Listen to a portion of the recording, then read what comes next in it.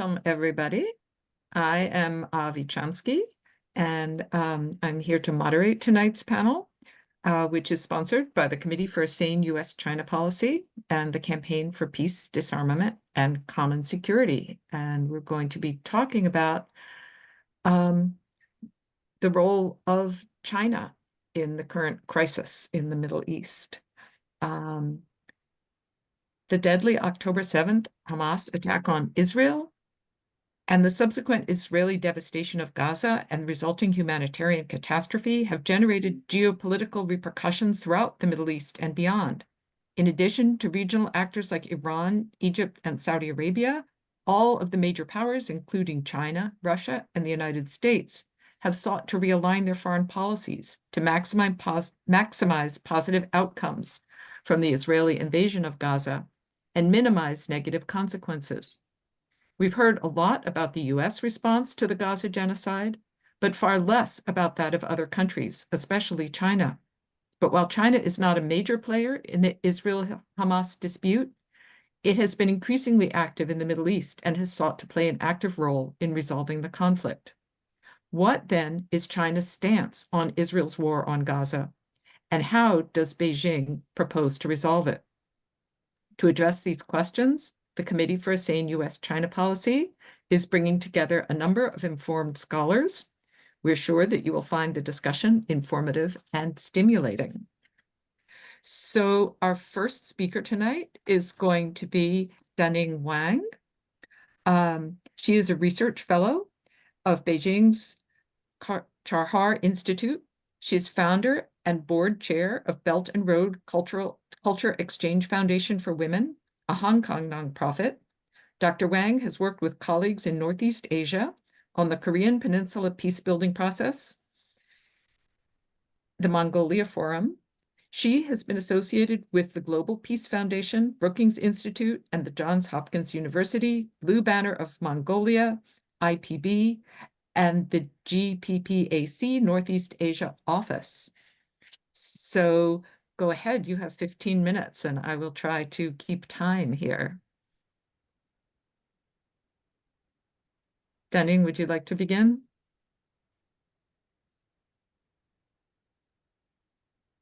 We're not hearing you.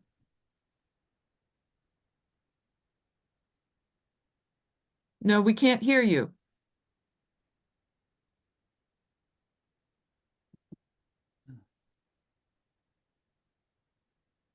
Can't hear you.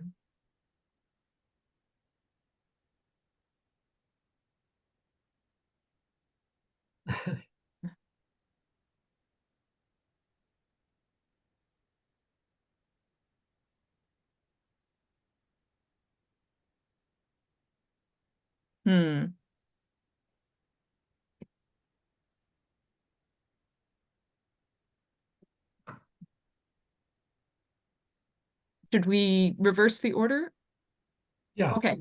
So we're going to reverse the order of our speakers while Daning works on trying to reconnect to the audio setting.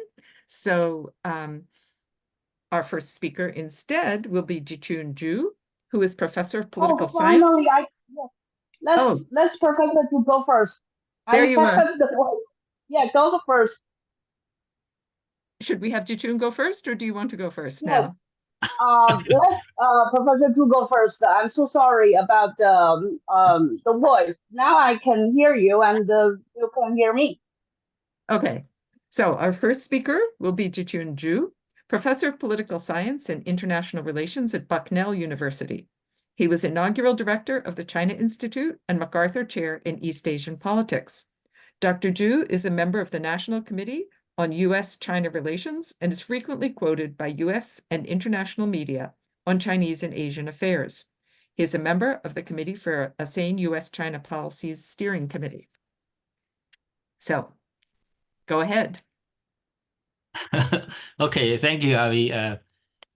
Thank you, Joseph and Michael, for organizing this event and to have a discussion about how China has responded to the Gaza crisis. So I will first make some general observations. Then maybe we'll have some time for discussions later. I think we all know, in general, China is reluctant to play a leadership role in international affairs. In international conflicts, China tends to take a neutral position and does not want to get involved, following its long-standing non-intervention foreign policy. On the Israel-Hamas conflict, China's position actually has been evolving. It is generally and gradually changing from what I describe as pro-Palestine neutrality to becoming more critical of Israel. I'll explain. Okay. So, as part of its peaceful foreign policy, China opposes all forms of violence and has called on ceasefire and peaceful resolution of disputes between Israel and Palestine. Chinese President Xi Jinping commented publicly for the first time on the crisis about 2 weeks after the October 7 attacks on the sideline of the Belt Road Forum, which was held in Beijing.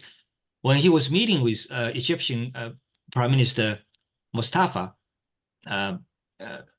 who was attending the Belt Road Initiative conference, Xi Jinping actually said that we need a permanent ceasefire, and we need to prevent the conflict from spiraling out of control. Then in November 2023, during a virtual BRICS summit, Xi Jinping said, two-state solution and establishment of an independent state of Palestine are the, quote, only viable way, unquote, to resolve the long-standing conflict between Israel and Palestine. So China has historically been sympathetic to the Palestinian cause. In the Israel-Palestine conflict, as in other international conflicts, China has tried to maintain neutrality, but of course it's kind of pro-Palestine neutrality, right? And an independent Palestinian state alongside Israel has been China's long-standing policy. By the way, when the Palestine Liberation Organization led by Yasser Arafat declared the establishment of Palestine in November 1988, China was one of the first countries to recognize Palestine as a sovereign and independent state. China did not explicitly condemn the October 7 Hamas attack on Israel. But as the Gaza crisis continues, China has become increasingly critical of Israel. Chinese diplomats, such as Chinese ambassador to the United Nations, Zhang Jun, have been outspoken at the UN and have criticized Israel's indiscriminate killings of civilians in Gaza. Speaking to reporters in Beijing during this year's National People's Congress in March, Chinese Foreign Minister Wang Yi said, the failure to end the humanitarian disaster in Gaza was a, quote, disgrace for civilization, unquote. Those are very strong words. Foreign Minister Wang Yi also said, I quote, China supports Palestine's full membership in the UN and urges certain UN Security Council member not to lay obstacles to that end, end quote. So clearly, Wang Yi was criticizing the United States, which has backed Israel's right to retaliate. So China's official response has been increasingly more critical of Israel's continued war in Gaza. At the same time, it has emphasized or re-emphasized the two-state solution as the only way moving forward. So the next point I want to make is that despite the non-intervention policy, China has actually been involved diplomatically to try to help end the war in Gaza.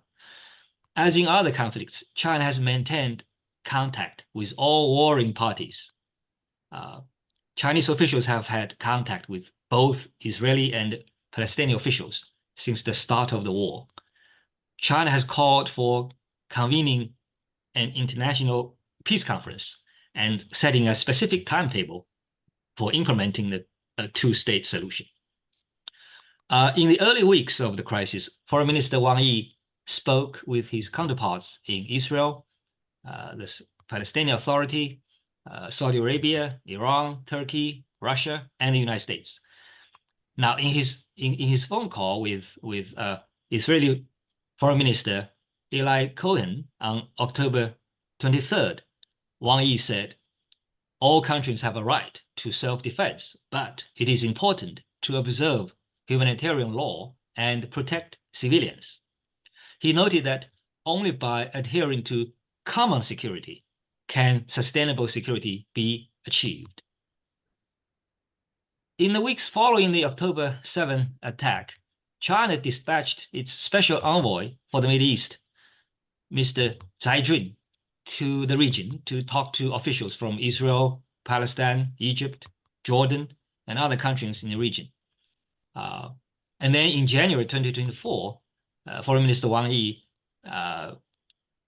made his first foreign trip in the new year, as a tradition.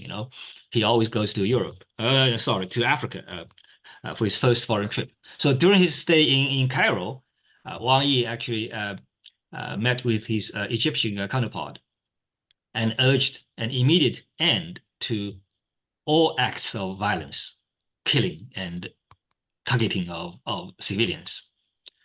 Also, very interestingly, on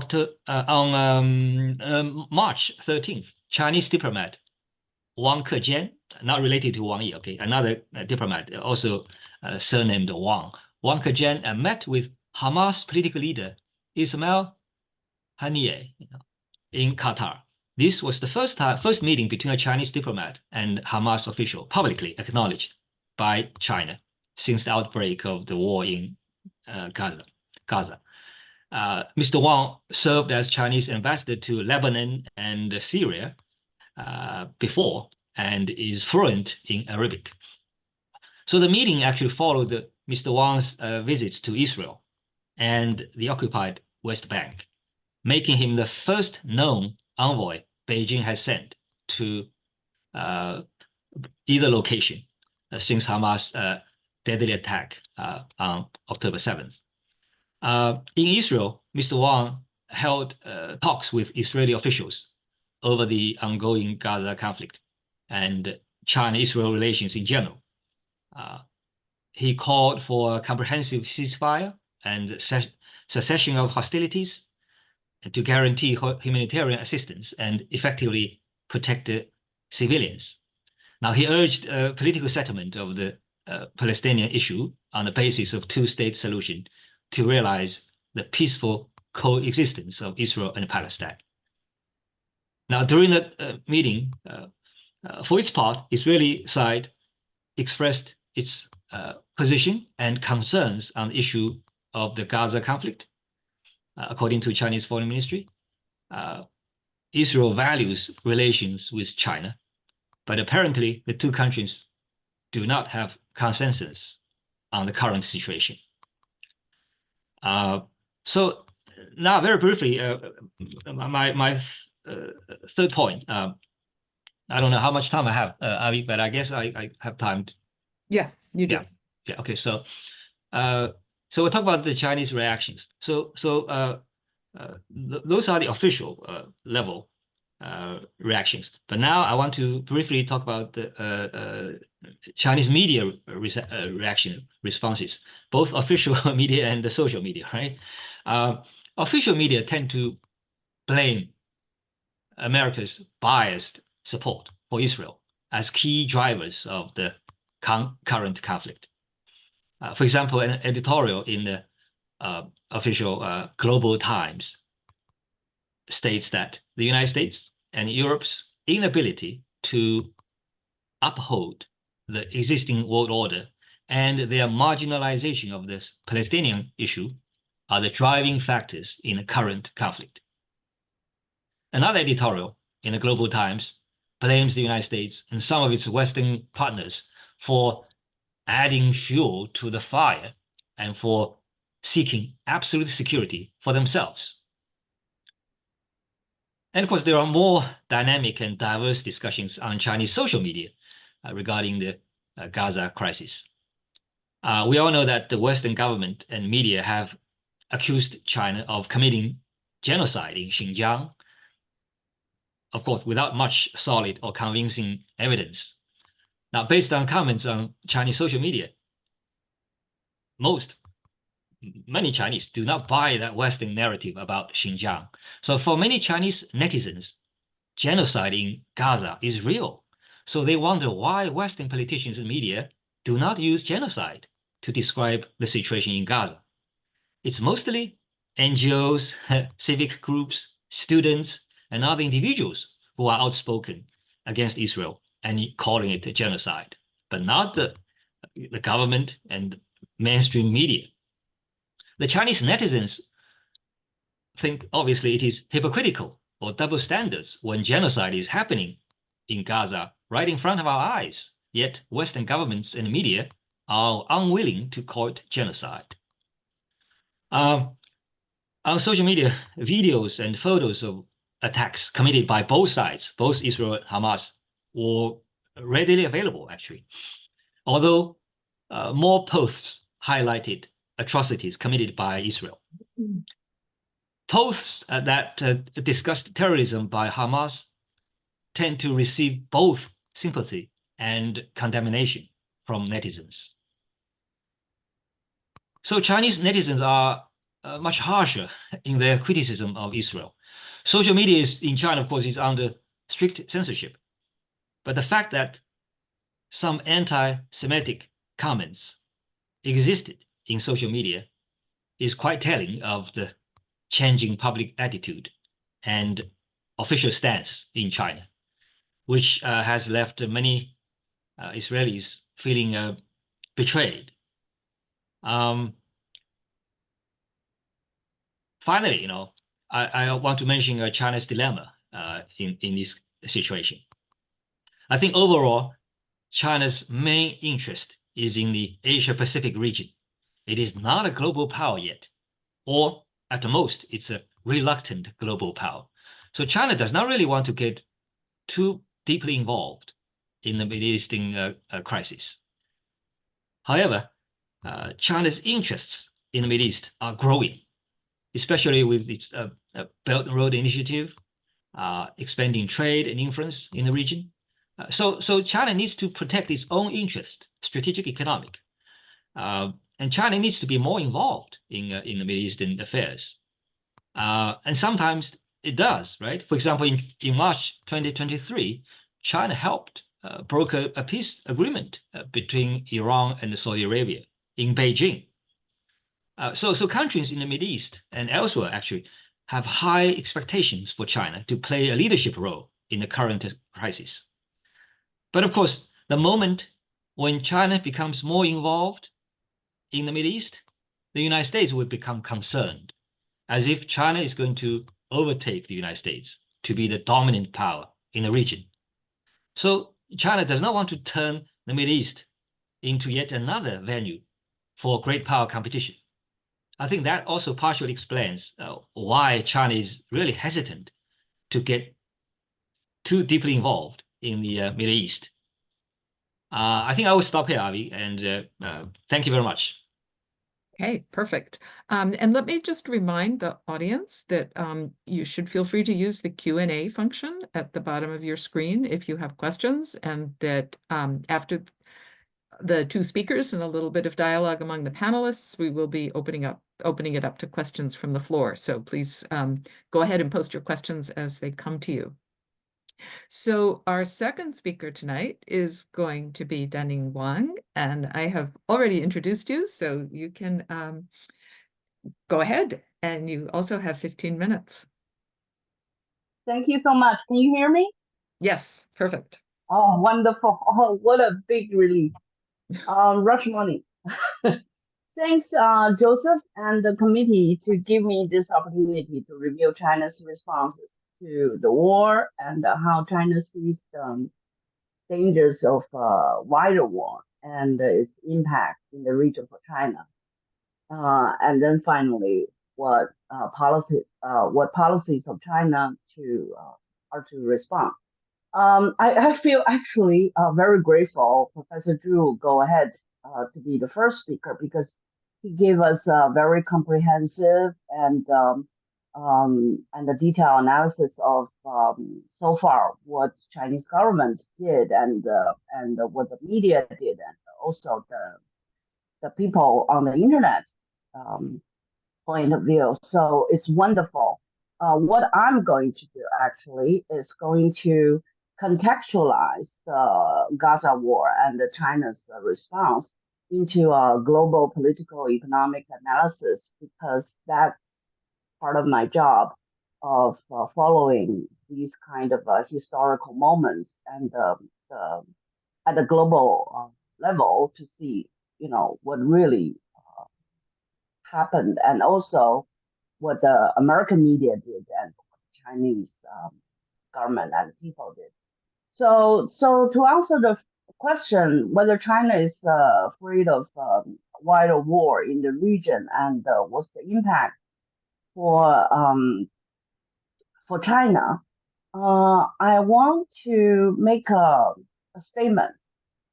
Actually, the U.S. is afraid of this war more than China because Israel can easily drag the U.S. to lose its domination, not just in the Middle East, but also at the global level due to high oil price and the inflation. Because, everybody can see Israeli government now is becoming crazy. Nobody can stop them for keep on conducting this war. So my analysis and observation would take from the political economic point of view. So from what we can see in Northeast Asia, I want to take a Northeast Asia point of view because that's what I've been working on during the past 10 years. High inflation rate already changed the power map in Northeast Asia. In South Korea, just yesterday, Democratic Party of Korea won the Congress election, and the Prime Minister of ROK just resigned, and many other high officials. In Taiwan, the Nationalist Party leaders are bringing college students to visit the mainland China and restarted the dialogue with the mainland. That kind of dialogue has been stopped during the past 5 years, and you have no idea what kind of political war between the two parties and more than two parties in Taiwan, in the island of Taiwan, because of this dialogue and the communication process with the mainland. Basically, the independent force is blocking this kind of communication, but it happened last week. The former president of or the former political leaders of Taiwan, Mr. Ma Ying-jeou, brought the college students to visit Beijing and several other cities in China, to see how the media of Taiwan is basically bashing China, and most not anything they said is kind of nonsense. So that's what happened in Taiwan. In Japan, the Japanese yen is devaluing at a new level, and the currency breaking the record of the past 34 years. And for countries like Japan, that is heavily rely on purchasing oil for domestic use, the devaluation of currency caused long-term problems for its economy. We have a detailed analysis on the daily basis to pay attention to this exchange rate because in the short run, you can see Japanese is benefiting from this devaluation because tourism became much cheaper. Now, if you go to Tokyo and Kyoto, there are so many Westerners they're taking advantage of this devaluation by going to Japan to enjoy the spring season is extremely beautiful over there. However, in the long run, when Japanese use this cheap Japanese yen to buy oil, it's becoming more expensive. Everybody can see that. So in other words, the Gaza war has global impact. A unified Arabic world is working with Russia to reduce the oil production on purpose and increase the inflation in the West and its allied countries. Most of you based in the U.S. and also my daughter is working in the U.S. and everybody's suffering the rent, the food, the groceries, the oil. So in this talk, I will first present what China did in helping to form a unified Arabic world. And then I'll contextualize the Gaza war into a Sino-US relationship framework to analyze why China is not afraid of a wider war in the region. Because China has been working outside of the region to tie the economic ties and also relationship with the Muslim countries. So it's definitely not just what happened in Gaza and also in the Middle East. It's a global scale. I won't call it a competition, but definitely you can see why the Muslims are turning to China to invest in the Chinese market and save money in Hong Kong and opening offices in Hong Kong. And this become a trendy. And so many of my friends and colleagues in mainland now open their office in Dubai and to do business with the Middle Eastern businessmen. And this kind of economic force, we cannot ignore it, even though it's not about war. It's not like what Professor Drew made it very clear. It's not about the direct involved into what's going on in Middle East. China did everything it could outside of the Middle East to work with the Muslims. So my first topic is about a unified Arabic world, and this is more like a I will pull everybody's back to the, I won't call it history, just what happened during the past 2 decades. So everybody knows from beginning China has been supported to Palestine's independent rights. And as for the particular war happened since October 7th, we need to talk a bit more of what happened in March 23rd and the Chinese role in the Middle East even before that to understand the whole picture. So in general, China's influential power in Middle East increased tremendously during the past several decades. China is becoming the only one country that can dialogue with all different sides in the region. Additionally, by helping the Arabic world in its modernization process, China made friends in the whole region. This is amazing. Even definitely the US cannot do that. Talking to different people. So for example, China built up the railroad connecting Mecca and Medina, which made the pilgrim transportation much easier. We can even call the railroad revolutionary. Building up railroad in desert is extremely hard and was even unperceivable for any countries in the world. But China did it. China finished it and keep it a low tone. This is very amazing because I didn't even know from the media that China successfully built up a railroad to connect these two cities until I was doing research on the internet for North Korea, for DPRK. And I was like, wow, China did something like this in the middle of desert.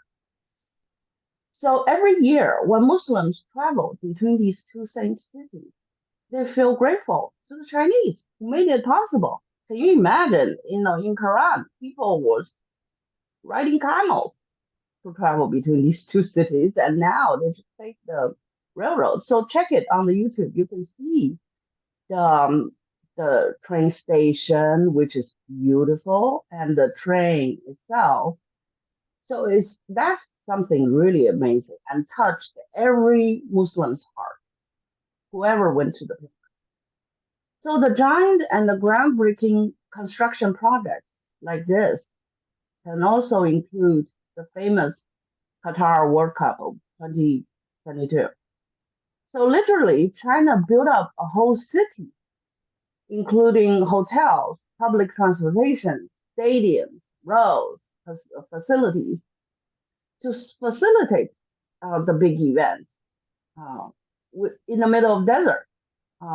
Allow the Arabic world united in the spotlight of the global attention. So when Saudi Arabia and Morocco won games in the World Cup 2022, the whole Arabic world was thrilled and rushed to Qatar to watch. Moroccan government even gave the discounted rate to the Moroccan soccer fans, to fly to Qatar to watch the game. So this kind of spiritual experiences paved the road to unity. In March 2023, everybody was talking about China, in the middle of World Cup, and when people take the subways, take the buses, sit in the stadium, and everybody needs to sit in the World Cup stadium to see that kind of impact. So this kind of spiritual experience paved the road to unity. And in March 2023, China successfully negotiated peace between Iran and Saudi Arabia and became the world headline news. So what happened in the Arabic world after March 2023, I would not have time to review it here. But as everyone could see, for the first time, the Arabic world reached unity in the Middle East. It is in this context that when the war happened in October 7th, regional and global reactions were different from the previous years. Here, the second topic is I will try to understand the Gaza war and China's role in the context of Sino-US relationship. So I'll make it, I have the time limits, I'll make it short. So China is working on its own way. There are two major platforms for China to work. One is the BRICS. So in August 2023, there are only 5 BRIC countries. And during the summit happened in South Africa, they include 5 other countries into the BRICS. And all of these five countries are Muslim countries: Egypt, Iran, Ethiopia, Saudi Arabia, and the UAE. So these 10 countries will work together on the BRICS platform. And the second platform China used is the Shanghai Cooperation Organization, which is, China is in charge because it happened in Shanghai originally. So right now, these, and you can see from the geographic location of these Shanghai Cooperation Organizations, they are all located in Asia, including Middle East. Not everybody is the member. There are only 9 member countries, but 3 observers, 13 dialogue partners, 4 summit guests, and 4 partners. So Middle East is definitely part of that. So these are the 2 platforms China used to work for its economic projects, including Belt and Road Initiative. Now you see, after the Gaza war, Middle East businessmen rushed to China to invest in different locations: northeast part of China, Hong Kong, south of China, Chinese businessmen also rushed to the Middle East to build up their countries. I mean, their office. So the China creates its own, and this is not the only two platforms. There's a Group 77, and there's also RCEP and ASEAN. And in all of these groups, Muslim countries and the population are big. So my whole point is none of the platforms I mentioned above is Western dominated. So I'll stop there. Thank you. Hey, thank you so much. Michael, I'm going to turn it over to you to ask the first questions. Unmute. Yeah. Yes. So thank you both for very, very informative and provocative presentations. I could spend the rest of the night chatting with you both to elaborate on all of those points. I'm sure other people have questions as well, so I don't want to abuse the privilege. But I'll begin with Kun. If I may, with a question for you, please take time. And my question is about the prospects for a wider war in the Middle East and how China might respond. That we talk about the Gaza war, but we're really talking about a multi-front war that could easily, it seems to be expanding by the day and could easily expand in the weeks and months ahead. I speak of Lebanon, where Hezbollah has been increasing its attacks on northern Israel, and of course we should step back. I should step back a foot and mention the Israeli attack on the Quds Force leadership in Baghdad a week or so ago, which the Iranians have threatened to respond to. We haven't seen what that response might be. It probably will be through the various actors, clients that Iran has throughout the region, and that includes Hezbollah in Lebanon. It includes the Houthis in Yemen. It includes militias in Syria and in Iraq. And when I say these are clients, now this is always disputed. And in the American press, it says the Iranian-backed Houthis. And I object to these terms. Obviously, these are independent groups in most cases with their own agenda, their own history, and their own grievances. Nonetheless, Iran is most likely to respond not directly against Israel, but for the loss of its officers in Baghdad in that attack on the embassy, but through its proxy forces. Again, that's a contested term. I have to be careful with our language. But we don't know what form that might take. And any of these actions could provoke a deeper Damascus. I'm sorry, Avi, in Damascus, not in Baghdad. Forgive me.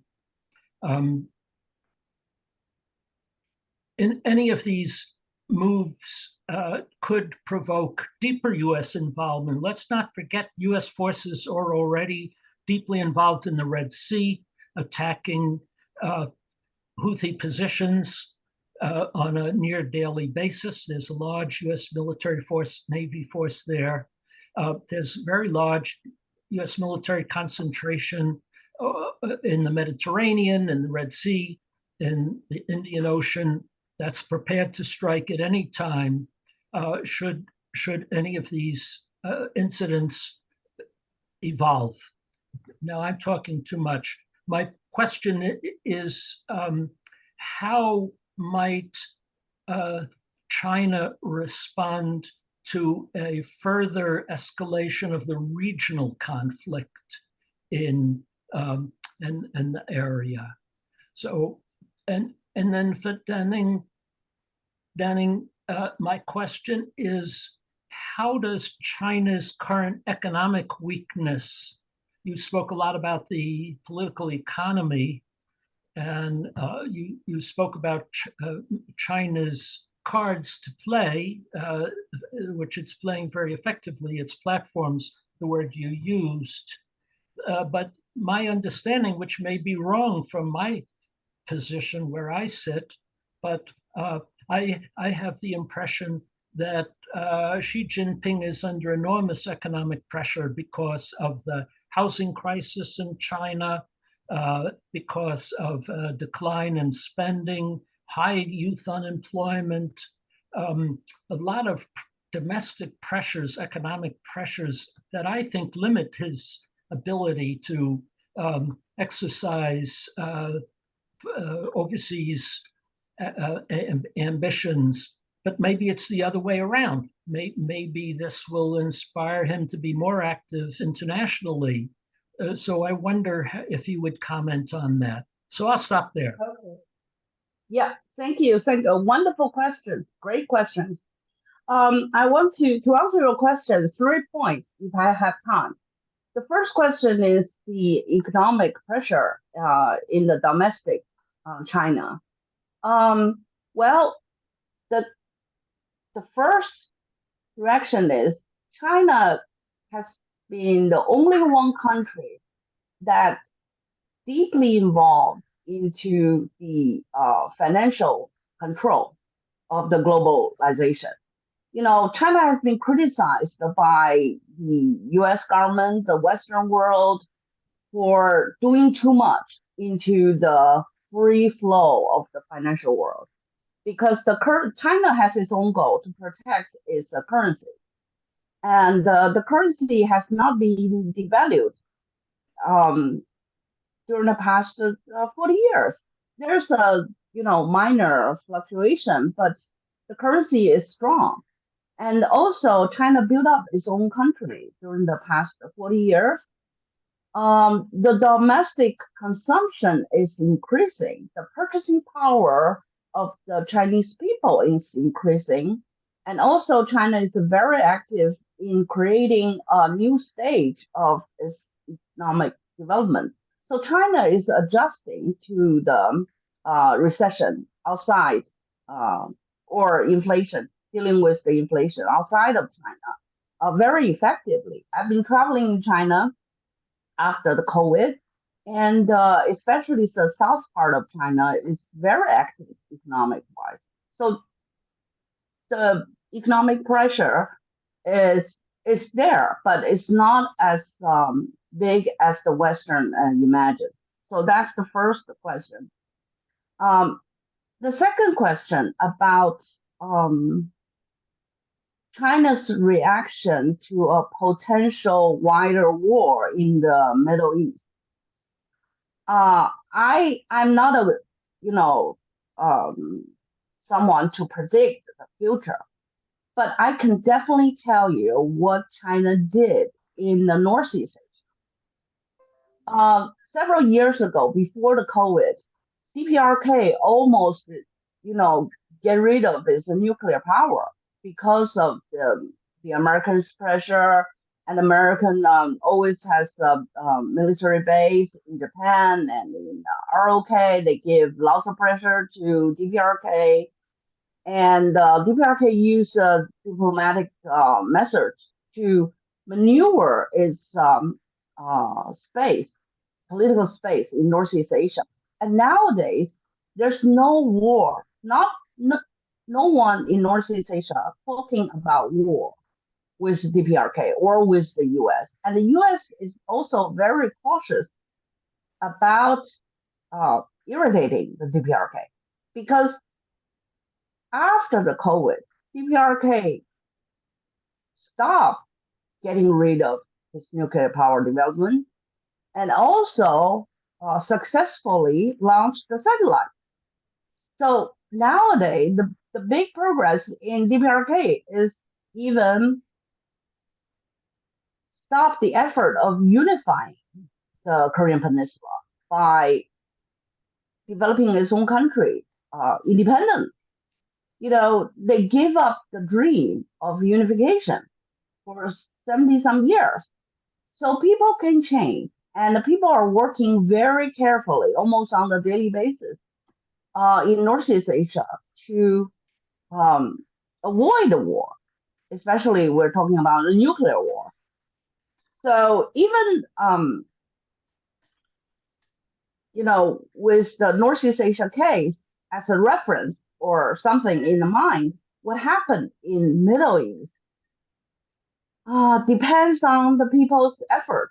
And I see positively, I see a positive picture in the Middle East because two things. First of all, the Arabic world is unified these days. People are listening to each other and having meeting with each other. And look at what Iran's reaction to the bombing of embassies in Syria. Iran didn't go ahead just to bomb the Israel. Instead, Iran took a peaceful road by using the media power to show its political standpoint. So people are changing, even though the change is very subtle. Everybody's mad, no doubt about that, in the Middle East and outside of the Middle East. But these kind of subtle changes happen. And even in China, there are lots of people on the internet that are calling Iran, why don't you bomb Israel? Why don't you bomb Israel? But Israel has been quiet since April 1st, right? So that's the first thing. Something very subtle is happening in the Middle East, and pay attention to that because it can turn to something big. And economic-wise, the Middle East is not just to rely on the West to make money, to develop its economy, and people are working together and working with Russia, with China, and with many other countries. So there are many changes, and I won't say it very like with confidence or something like, oh, there will be a war and Russia will evolve, China will evolve. No, based on my Northeast Asia experience, I don't think the picture would be that harsh. Instead, some fundamental change is happening. So that's my reaction. And the US definitely is losing its control of the Middle East, not just economic wise. And also the people is no longer afraid of the military base. Let's be frank, I argue with the US ambassadors in Northeast Asia, and the people are very friendly. They don't want to hear what I want to say. And I said, well, no matter you want to hear or not, face the reality. Thank you. And I also just want to remind people to put your questions in the Q&A because we're going to be moving to audience questions very soon. But Jichun, did you want to make any comments in response to Michael's questions? Yes, thank you. I'll be very brief. I think, Michael, you really portrayed a scary picture.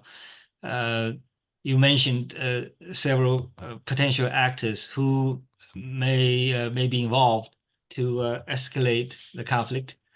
And you can see that's a very scary and messy picture. That's why China doesn't want to really get involved in this whole conflict, right? But I think to get back to your question, how will China respond if you have a wider war? I think first of all, it's not in anybody's interest to see conflict escalate in the Middle East right now, right? I think secondly, I think it is perhaps in China's interest and also in the US interest for the two powers to work together. try, first of all, to end the war in Gaza first. I think if United States and China work together, we will be able to avoid escalation of the war, or to see a wider war in the region. But again, the problem is the United States and China don't trust each other. They are engaged in this vehement competition with each other. They don't work with each other on this very important issue. I think there's almost no coordination of their policies. So this is really regrettable that the two great powers are, putting their own national interests first, right? They're just letting this opportunity slip by. They could have worked together, right? To end. I think if we can end the war in Gaza first, then I don't think we need to worry about the escalation of war, or this war becoming a wider regional war. So I think if I get your concern correct, Michael, I think the concern is that because this war is not going to end anytime soon, that's why there's a potential for the war to involve other players. Hezbollah, you mentioned, right? Iran, Iraq, Syria, Lebanon. All these other players could get involved. But just imagine if this conflict in Gaza is stopped right now. I don't think there's a great chance of escalation or wider regional conflict. So again, I think the key. I mean, your question is hypothetical, right? What China? What if there's a wider war over there? How China will respond? I mean, I don't know exactly how China will respond, but I know that it is in China's interest. It is also in America's interest to try to avoid that kind of scenario. That's why I would urge the United States and China to work together to use their influence on all these regional powers, regional actors, to come to the negotiation table, to end the war first, right? Then seriously address the major concerns of all these parties involved. So that I think I would say that's the right way to move forward. Instead of worrying about what can we do, what will happen, right, if the war is escalated. I think definitely the United States and China need to put their differences aside and be more responsible and end the war in Gaza first, as a first step to avoid more disasters in the region. So that's my brief answer. Thank Yeah, you. I want to make some two more points. At the beginning of the Gaza war, in November of 2023, President Xi Jinping made it clear 3 points: ceasefire, guarantee the humanitarian rescue, and the two-state solution, right? And when he was presenting the two-state solution, the Western world including the people in Middle East, think is unperceivable. People are fighting and killing in Gaza. How can we really talk about the two-state solution? But look what happened this week in the United Nations. And the people already seriously working on the two-state solution in the UN. So that's also a subtle change, because this time never underestimate the unified Arabic world and the economic development of the region, including people in the Middle East. Do they really want to have a war? I doubt it. So the whole thing is about working together. The U.S. may not want to work together, and the U.S. want to end this as quick as possible because of high inflation, and the U.S.'s own, Yellen just came to Beijing and talked to the Chinese government. U.S. has its own economic pressure too, because the interest rate cannot decrease because of the inflation, and the national debt is becoming humongous, right? So the U.S. is facing a tremendous economic pressure also. So now people are talking about who will collapse first, China or the US? But the answer is most likely neither of these two countries would collapse, but their allied countries maybe. And look what happened in South Korea, in Japan, in Taiwan. You know, Taiwan is not a country, it's a region, but fundamental change already happened, right? And also the Western, oh, we didn't even talk about the Russian-Ukraine war at the same time, and how the Western Europe or the EU is suffering from inflation. So people are suffering, and under this tremendous pressure, people need to work together, just like what happened in DPRK, in Northeast Asia. 9 years ago, people were shouting and yelling at each other. And now, you know, Russia is working with DPRK. Does the US want to see that? Of course, no. But who created the scenario in Northeast Asia? So push too much and calling the war is not the solution. Working together is the way. Okay. So I am going to go to some of the questions that are being posted by the audience now.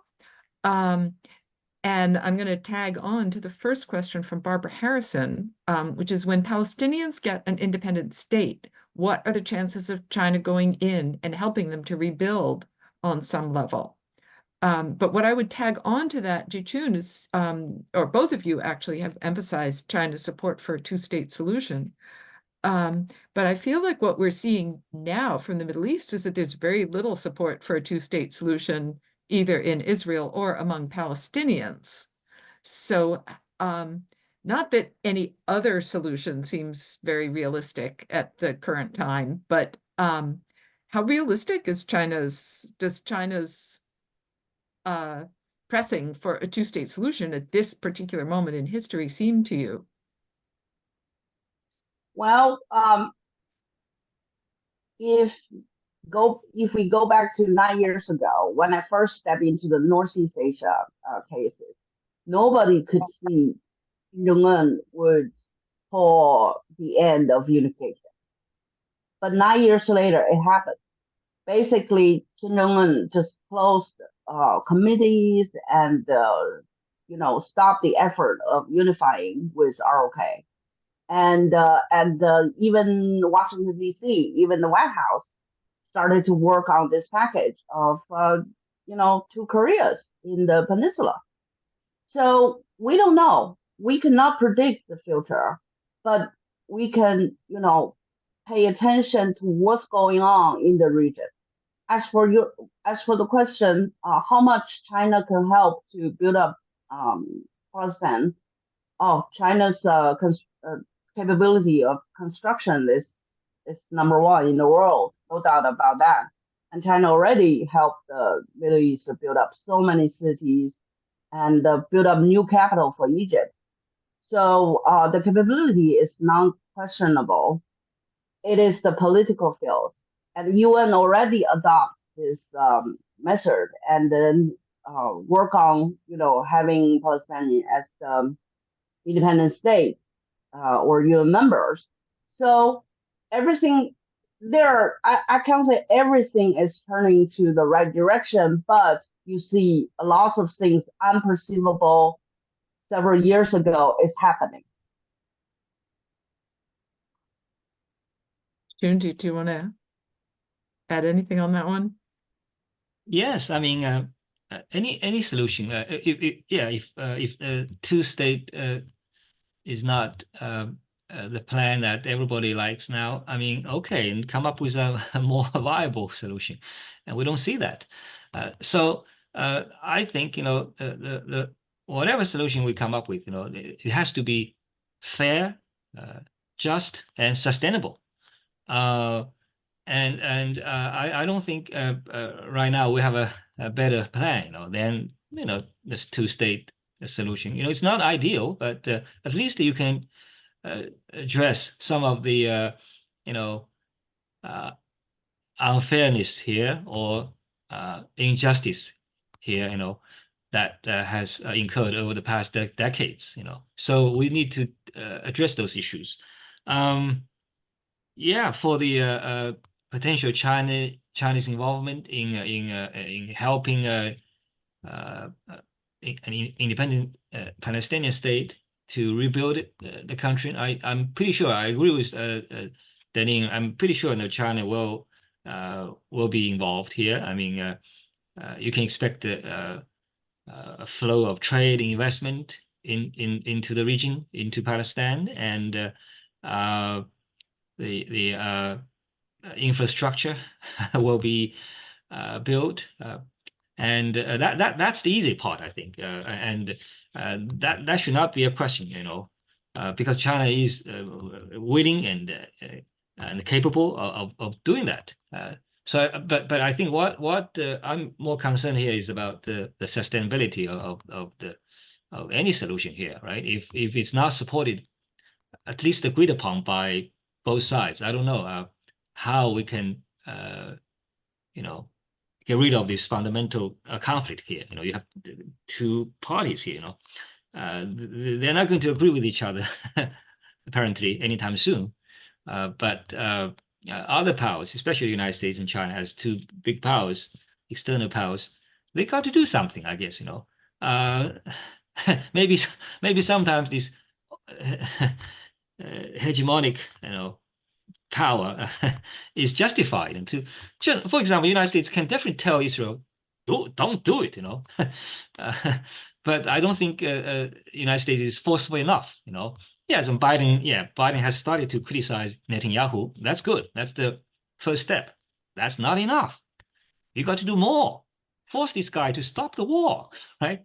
Likewise, I think China can also use its influence in the region, China has huge influence on countries like Iran and Iraq, Afghanistan.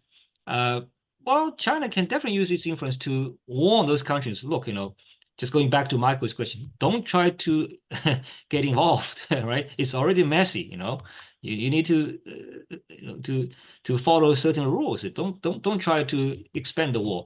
I think though those countries will listen, If they don't listen, well, both China and the United States, well, use your hegemonic power to, for example, impose sanctions against them. Why not?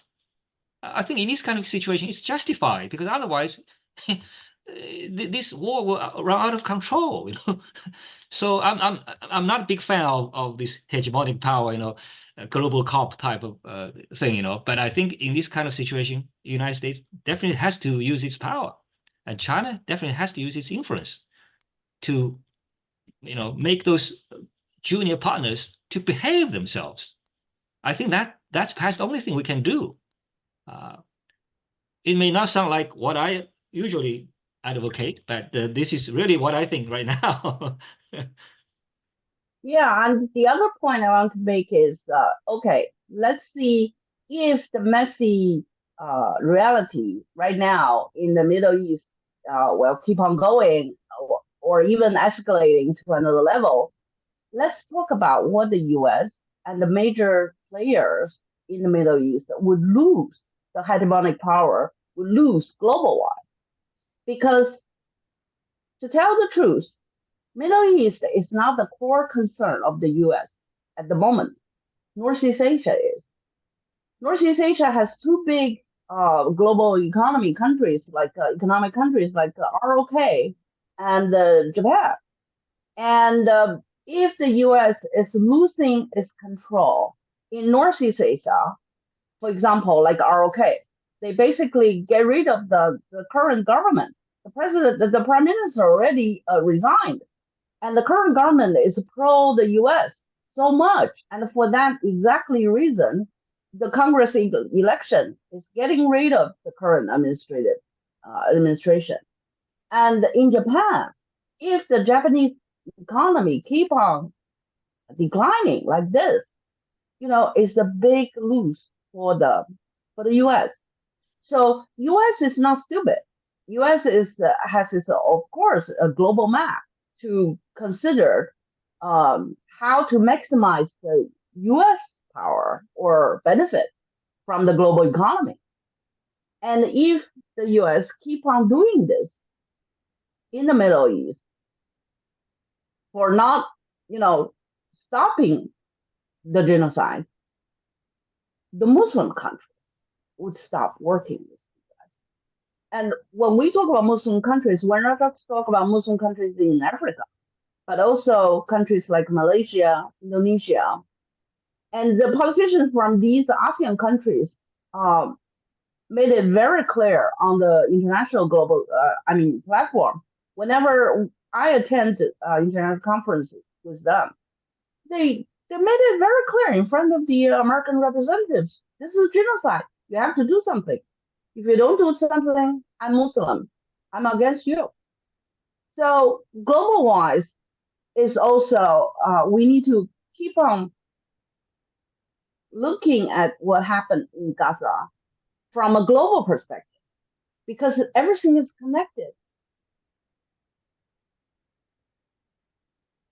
So I'm going to give you 3 questions that are all sort of interrelated, and we only have 10 minutes left, so we'll see how much you can say to them. But all of them have to do with the United States and some of the comments that you made about US-China relations with respect to what's happening in Gaza. The first one by Natalia Pantalayeva. Can the actions of the US be characterized as reasonable, aimed at avoiding conflict? I'm hearing a bias for China to avoid conflict and projecting the same bias onto the US. Have the Chinese leaders met with any US leader who share their peaceful view of mutual interests? And the second one comes from Nancy Rice. Do you think it's possible for the US to become trustworthy as long as the CIA can be given direction to meddle in other countries' business without being held accountable for its actions?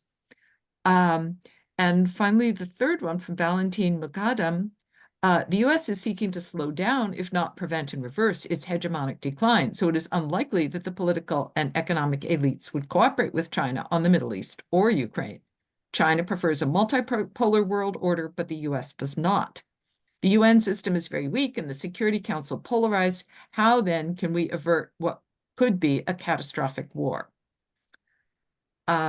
So this is probably all we're going to have time for, but I hope each of you can perhaps say something about the capacity for the US to reciprocate what I seem to be hearing from you as a desire on the part of China for cooperation and a multipolar world.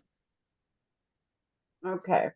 To answer these 3 questions, I can answer these 3 questions together.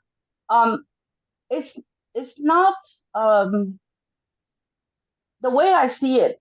It's not to answer like who's trustworthy, who's reasonable or not, because nowadays you see these major conflict issues in the world: the Ukraine, Russian war, the Gaza war, and also DPRK issues.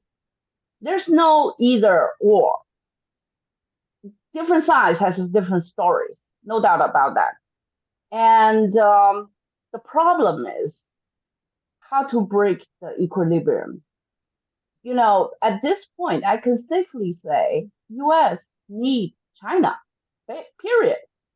If US is strong enough to handle everything around the world, we won't even have a conference like this. US economic-wise, political-wise, in so many arenas, need China's help, period.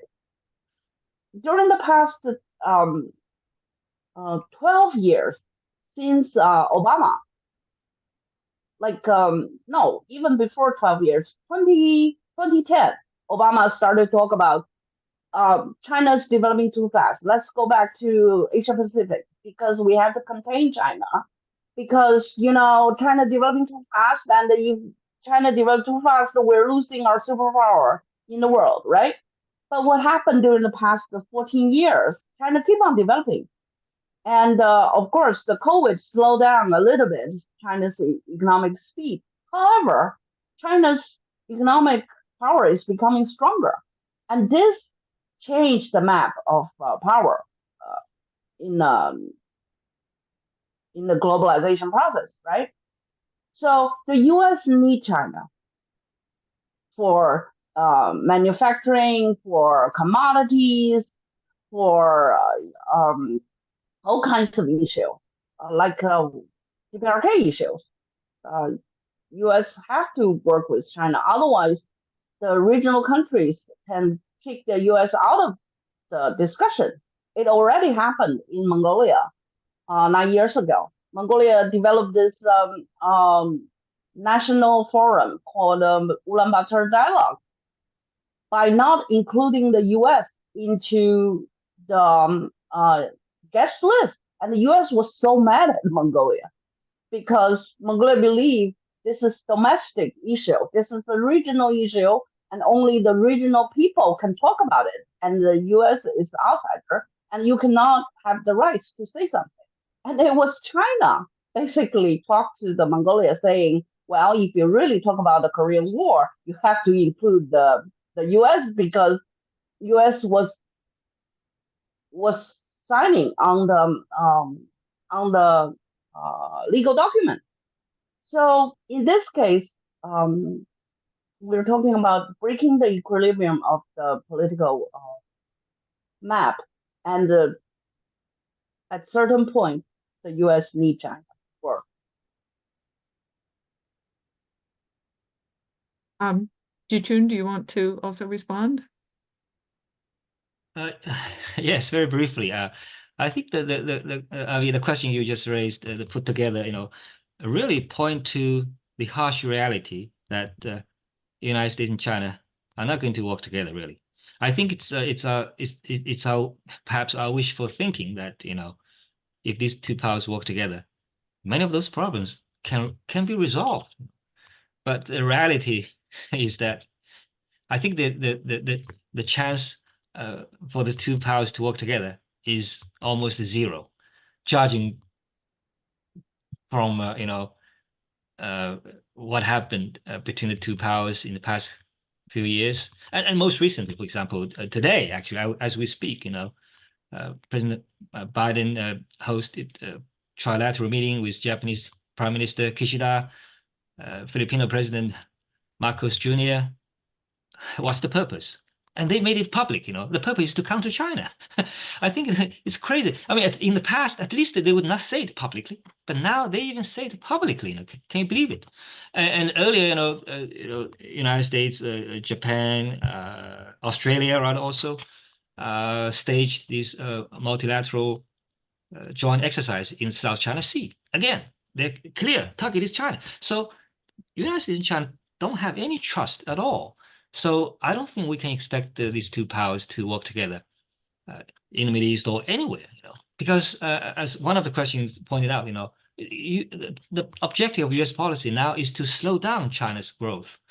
They don't have trust at all. So how can you expect them to work together in the Middle East or anywhere else? So on that account, I'm very pessimistic. I don't think it's my wishful thinking, actually. I want the United States and China to work together, but I don't think it's going to happen, unfortunately. So this disaster in the Middle East will continue, unfortunately, and especially for the poor people in Gaza and in Palestine in general. I think it's just terrible. I think the whole world got to do something about Netanyahu.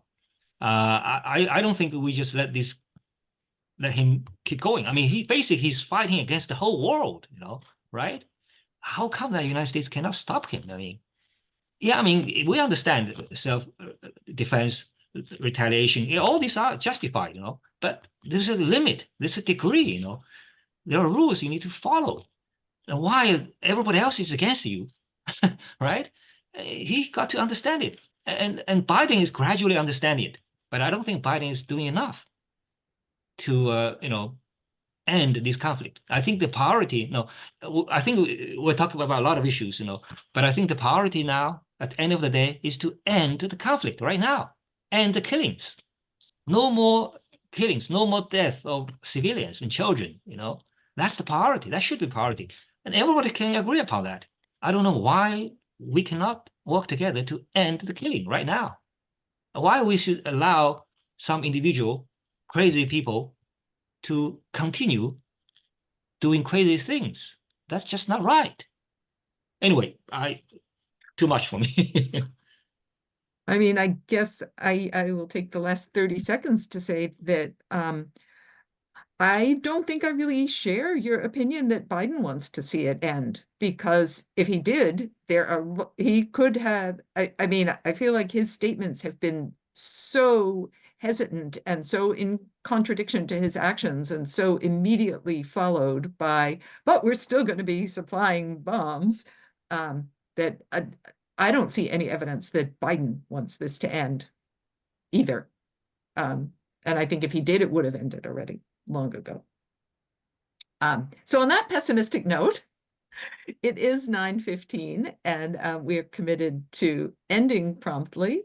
So I would like to thank very much the Committee for Sane U.S.-China Policy and to all of the speakers tonight and everybody who's come to listen to us. So thank you all. Thank you. Thank you both. Thank you. Thank you very much. Yes, thank you.